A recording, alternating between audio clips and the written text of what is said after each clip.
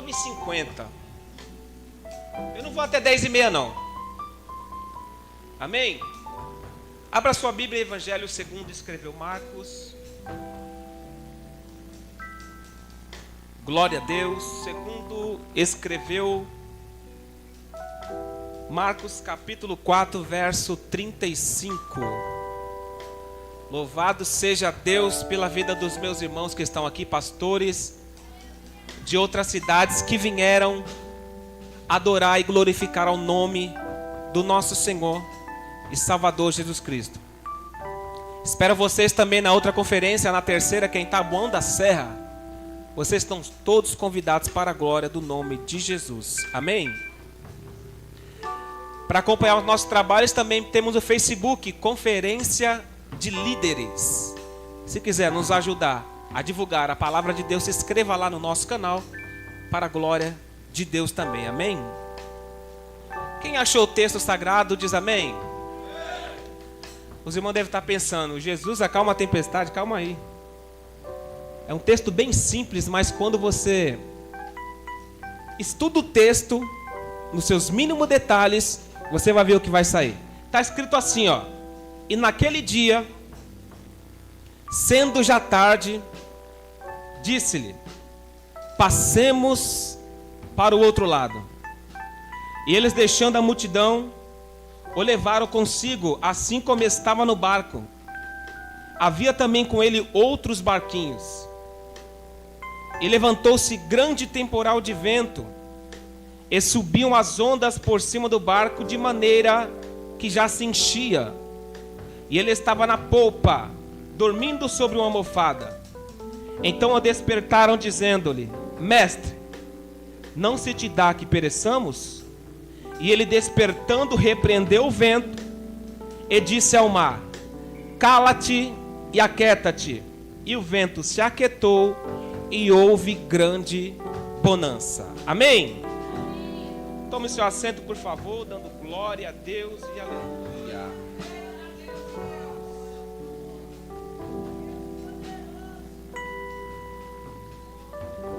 Meus irmãos, o texto é bem conhecido, como eu já disse. Quem olha para esse texto aqui conhece o texto de cor e salteado. Jesus acalma a tempestade. Mas quando você estuda o texto, que é bem simples, e por muitas pessoas é menosprezado porque é bem conhecido, você consegue tirar lições preciosas de um texto que é tão conhecido e tão desprezado pelas pessoas porque conhece de cor e salteado a passagem: Jesus acalma a tempestade. O capítulo 4, versículo 35 começa assim, ó: naquele dia, sendo já tarde, disse-lhe. Naquele dia, vírgula, que dia que foi esse? O que aconteceu nesse dia? O capítulo 4 mostra que Jesus ele vai pregar 4 tipos de sermão antes de entrar dentro do barco para passar para o outro lado. E uma das mensagens de Jesus era essa: a parábola do semeador, a parábola da candeia, a parábola da semente e a parábola do grão de mostarda. Nesse dia que está dizendo aqui, naquele dia, foi um dia em que Jesus pregou a palavra de Deus o dia todo. Quando chegou de tarde, Jesus disse para os discípulos: passemos para o outro lado. O que me chama a atenção aqui nesse texto, agora entrando nos detalhes, é: Jesus disse: passemos para o outro lado. Quando nós estudamos, nós vemos que a palavra que Jesus está dizendo, passemos, não está no singular, ela está no plural. Jesus está dizendo passemos, e Jesus não está dizendo passem para o outro lado. Você não pegou? É a primeira aplicação que eu vou dar aqui. Jesus está dizendo passemos, em outras palavras ele está dizendo: estou mandando vocês irem, mas eu também vou junto com vocês. Ele já pegou. Sabe por quê, pastor Anderson? Porque Jesus nunca vai deixar um líder sozinho. Ele sempre vai dizer: vai pregar que eu estou contigo, vai cantar que eu estou contigo, vai evangelizar que eu estou contigo, vai tocar que eu estou contigo, vai fazer a obra que eu estou contigo. Você não pegou? Jesus nunca vai deixar um líder nessa terra fazendo a obra sozinho. Ele sempre está junto. Fala para o teu irmão que está do teu lado: Jesus está contigo, líder. Jesus está contigo, pai de família. Jesus está contigo, mãe de família. Ele nunca vai mandar você fazer alguma coisa e vai deixar você sozinho. Ele sempre vai com você.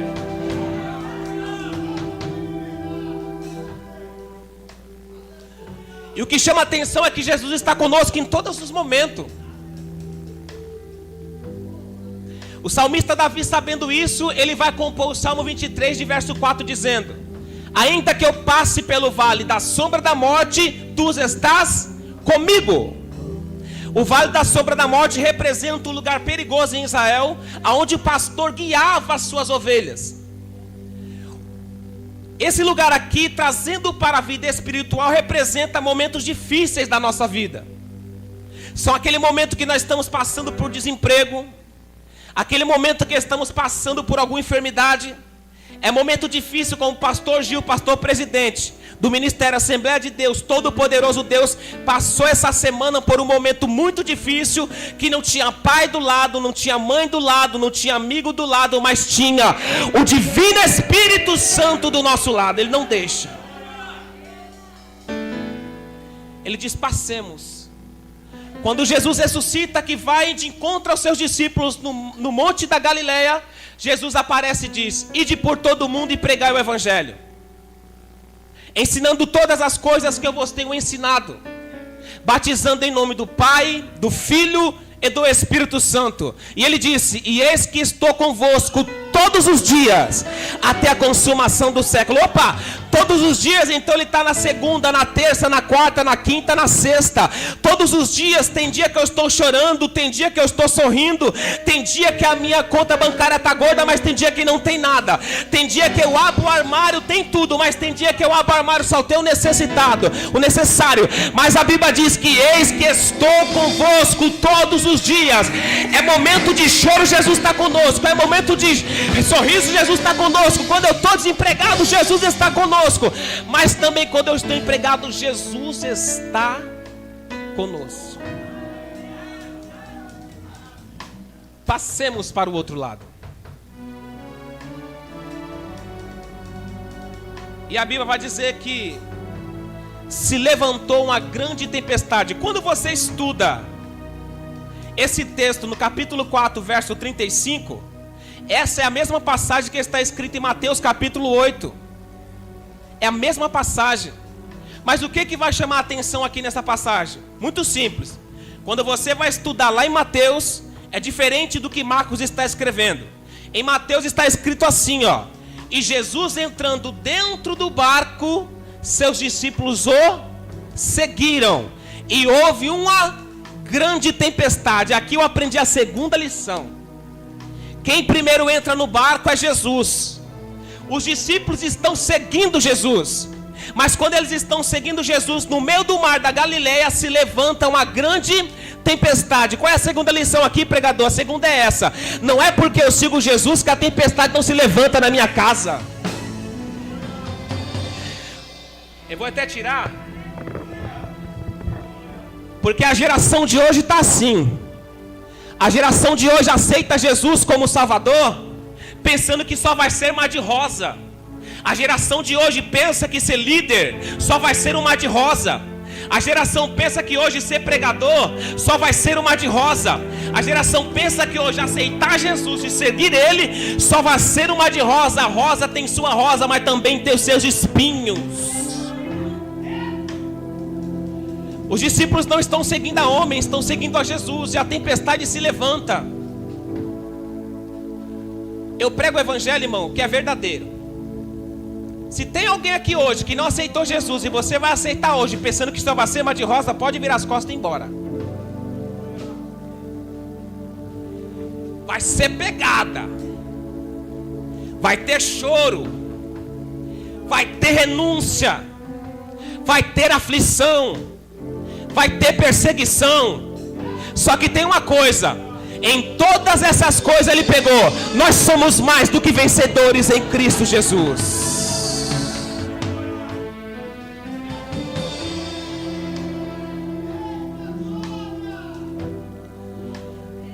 O texto diz que eles entrando dentro do barco, deixando a multidão assim como estava no barco, havia com ele outros barquinhos. Antes disso, a tempestade se levanta. E a tempestade não era pequena, não era grande. Não era uma tempestade qualquer. Diz a Bíblia que a tempestade era grande. Só que, quando você analisa o texto, você percebe que os discípulos não pulam do barco. Quem está nesse barco aqui são homens que conhecem o mar da Galileia na palma da sua mão. 4 deles são peritos na pesca. Quem são eles? Pedro, Tiago e João e André. São peritos na pesca. Conheciam o mar da Galileia na palma da sua mão. Enfrentou vários tipos de tempestade e passou por cima de todas elas. Mas quando essa tempestade se levanta, eles não pulam do barco. E por que não pula? Sabe por quê? Porque é melhor você passar uma tempestade dentro do barco, na presença de Jesus, do que passar uma tempestade fora dela. Você não pegou, não, líder? Ainda que a tempestade esteja grande na tua casa, ainda que a tempestade esteja grande no teu ministério, ainda que a tempestade bateu na tua casa, Deus manda liberar para alguém aqui nessa noite: não pula do barco, não deixa a igreja, não deixa a presença, porque é melhor passar a tempestade na presença dele do que lá fora.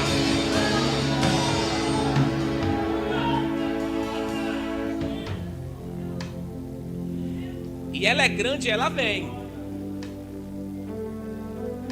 O que tem de líder pulando do barco, não canto mais, não prego mais, não quero dirigir mais o grupo, vou abandonar a mocidade, vou abandonar a congregação que colocaram nas minhas mãos, vou abandonar o círculo de oração, vou abandonar o departamento que colocaram em minhas mãos quando a tempestade bate. Mas Deus mandou falar para alguém: não pula. Porque é melhor passar uma tempestade na presença dele do que longe dele. Por quê? Porque onde Jesus está, não tem tempestade que faz o teu ministério afundar. Segunda coisa, por que eles não pulam do barco quando a grande tempestade se levanta? Sabe por quê? Porque pular do barco nunca acalmou a tempestade.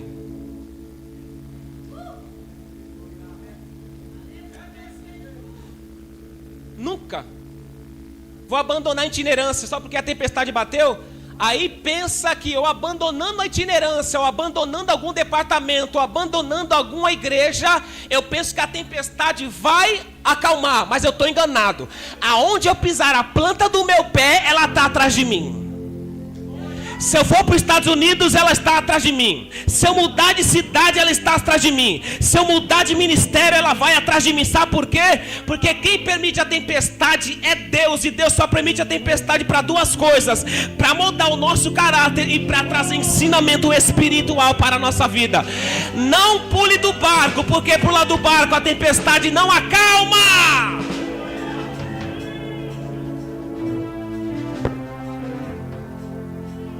Não adianta trocar de esposa. A tempestade vai vir com a outra que você casar, meu amigo. Não adianta trocar de igreja. A tempestade que você está passando vai passar lá onde você vai estar. Não adianta mudar de vila ou de cidade. Essa tempestade vai te alcançar lá. Porque quando Deus quer mudar caráter, quando Deus quer te ensinar, não adianta correr de Jeová. Jeová te alcança onde você estiver.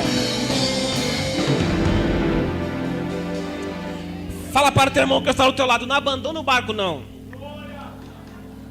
Que essa tempestade aí nunca vai se acalmar.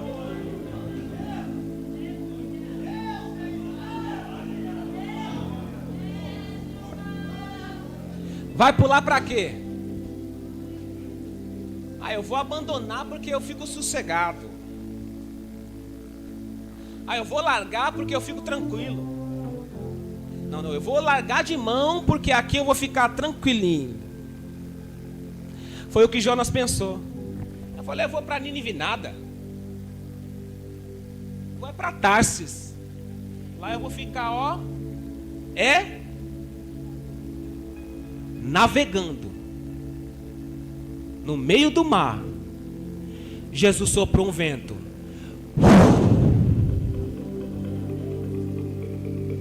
Qual é o motivo?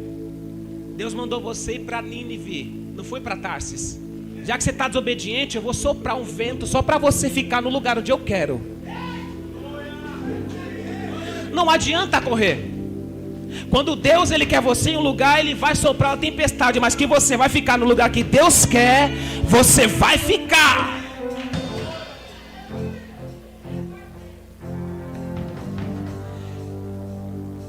E eles estão navegando, a grande tempo se levanta, a Bíblia diz que tinha outros barquinhos com eles.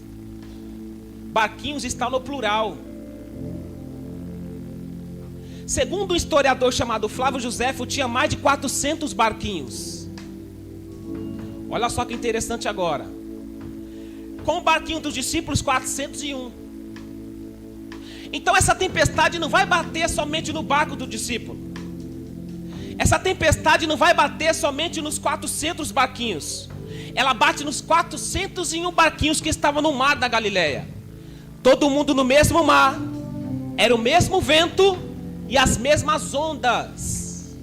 Mas qual é a diferença aqui? A diferença é que nos 400 barquinhos Jesus não estava. Mas nesse... Quando surgiu a pandemia no ano de 2020...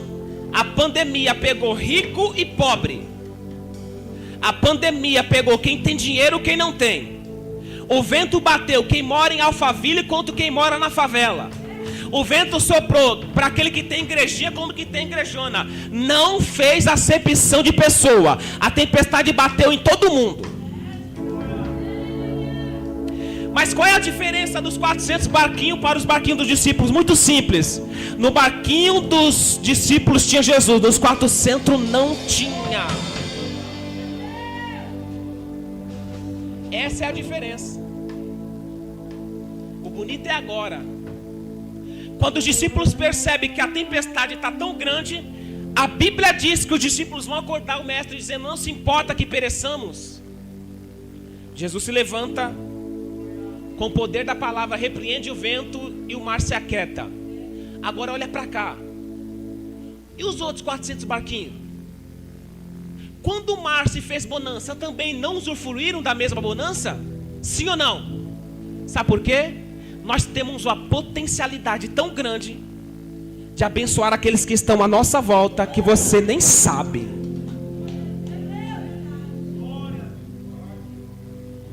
Os 400 barquinhos não clamaram a Jesus, somente os discípulos.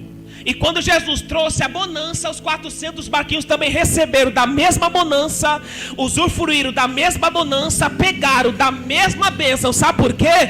Porque aonde eu piso, quando Deus me abençoa, todos que estão à minha volta também são salpicados pela bênção de Deus, o Senhor que fez os céus e a terra. Você não pegou não, mas os da sua casa vai ser abençoado por causa de você. A igreja que Elísio está sendo abençoada por causa dessa igreja. Os teus vizinhos estão sendo abençoados por causa de você. Aqueles que estão no seu trabalho estão sendo abençoados por causa de você. Deus te abençoe, e todos que estão à sua volta também pega da mesma bênção. Ei, líder, os seus liderados são abençoados por causa de você. A tua casa é abençoada por causa de você. Você tem uma potencialidade tão grande. Não deixa Satanás lançar na tua mente que você não é nada. Fala para ele: Satanás, eu sou portador da bênção de Jeová para aquele que está à minha volta, ao meu lado.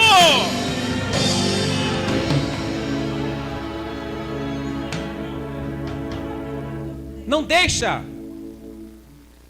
Satanás colocar na tua mente que tu não é nada. Porque o que Satanás mais faz é isso. É dizer que você não vale nada, não canta nada, não prega nada, não dirige nada. E aí você fica com esse complexo de inferioridade.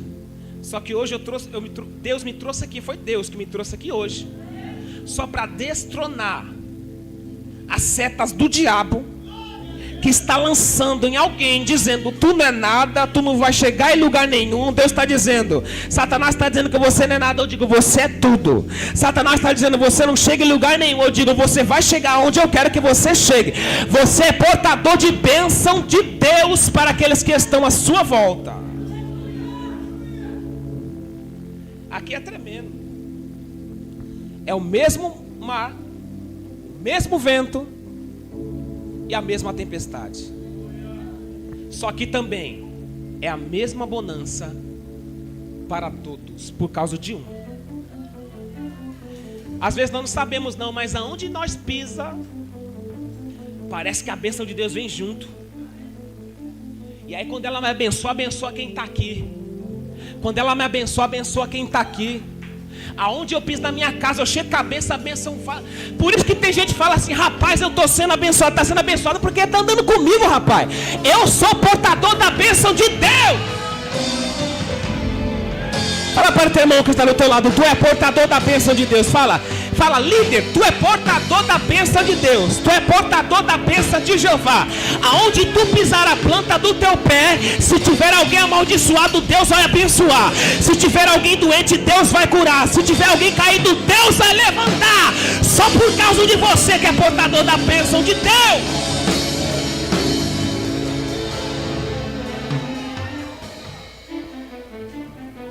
E aqui eu já estou acabando. Estou acabando, espera só um pouquinho, estou acabando. Quem está com a Bíblia aberta? É conferência, vai ter pula-pula, língua estranha, é palavra, irmão. Se não for palavra, ó. Levantou-se o grande temporal de vento. Presta atenção aqui agora. Eu fui estudar alguns tipos de vento.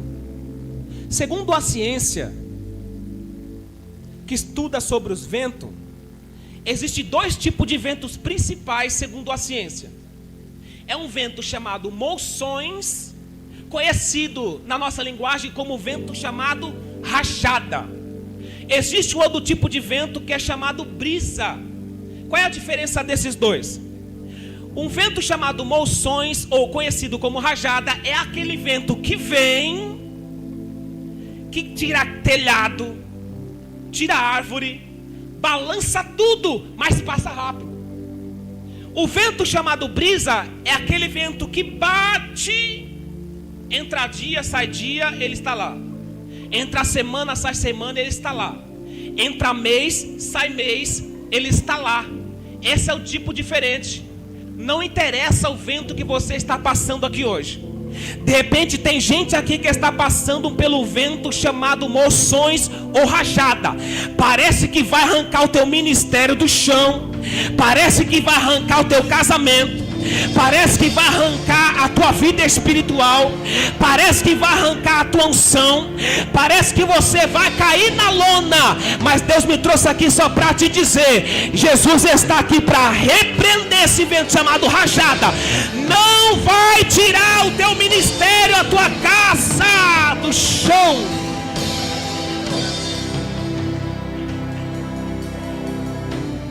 Agora tem um vento chamado brisa. Aquela luta que entra semana, sai semana e você está passando por ela.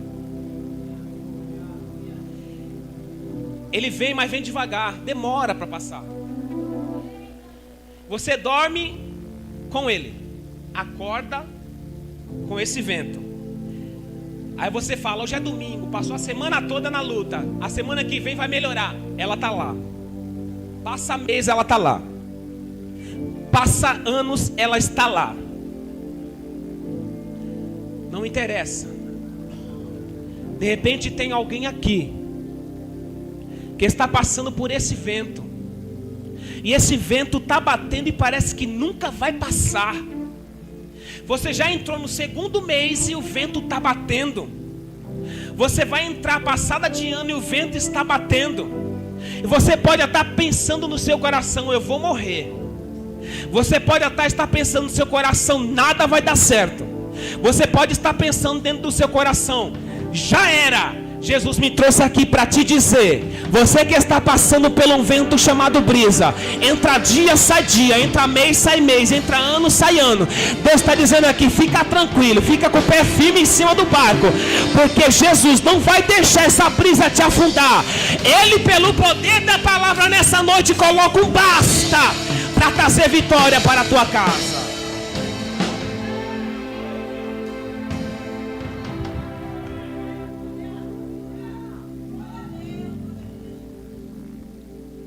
O vento está batendo. Segundo historiadores, as ondas são mais de 2,5 metros. A Bíblia diz que o barco está se enchendo. E Jesus está dormindo. Aonde? Na polpa. Eu fui lá dar uma pesquisada, que eu não sou nada bobo. O que é a polpa do barco? Olha para cá. A polpa o barco, na verdade, ele tem 3 repartições. A ponta do barco se chama broa. O meio do barco se chama meia nau.